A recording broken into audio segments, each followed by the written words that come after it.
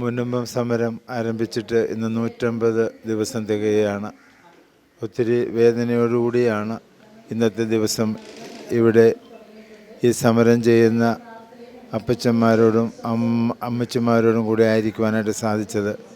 വാസ്തവത്തിൽ സത്യത്തിനും നീതിക്കും വേണ്ടി പടപൊരുന്ന ഒരു സമൂഹത്തെ പാടെ മറന്നുകൊണ്ട് ഈ 150 ദിവസം മുന്നോട്ട് കൊണ്ടുപോകുക എന്ന് പറഞ്ഞാൽ അതൊരു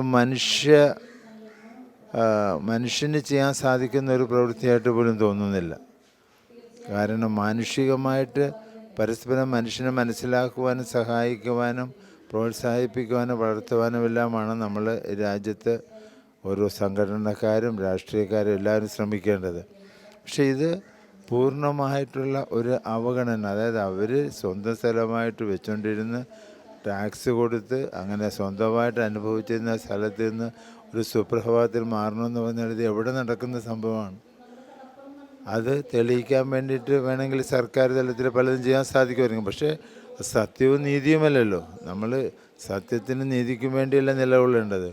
ഒരുപക്ഷെ മനുഷ്യൻ്റെ കണ്ണിൽ നമുക്ക് പൊടിയിടാൻ പറ്റും, പക്ഷേ ദൈവത്തിൻ്റെ കണ്ണിൽ ഒരിക്കലും പൊടിയിടാൻ പറ്റത്തില്ല. സത്യം മരിക്കണമെങ്കിൽ ദൈവം മരിക്കണം. അതൊരിക്കലും സംഭവിക്കുമെന്ന് നമുക്കറിയാം. ഇന്നല്ലെങ്കിൽ നാളെ തീർച്ചയായിട്ടും ഈ സത്യത്തിനും നീതിക്കും വേണ്ടിയുള്ള ഈ സമരം വിജയിക്കുമെന്ന് തീർച്ചയാണ്. ഇതിൻ്റെ പിന്നിൽ ആരൊക്കെ പ്രവർത്തിച്ചാലും അത് തിന്മയുടെ ശക്തിയാണ് എന്നുള്ളത് തീർച്ചയാണ്. അതിനെ അതിജീവിച്ച് ദൈവത്തിൻ്റെ ശക്തി അതിനെ അതിജീവിച്ചുകൊണ്ട് വിജയിക്കുമെന്ന് തീർച്ചയാണ്. ഈ മുൻപ് സമരത്തിന് എല്ലാവിധ ആശംസകളും നേരുന്നു. വേഗത്തിൽ ഒരു തീരുമാനമുണ്ടായി ഈ സ്ഥലം നിങ്ങളുടെ തന്നെയായിട്ട് അംഗീകരിക്കപ്പെടട്ടെ എന്ന് പ്രത്യേകമായിട്ട് ആശംസിക്കുകയും പ്രാർത്ഥിക്കുകയും ചെയ്യുന്നു.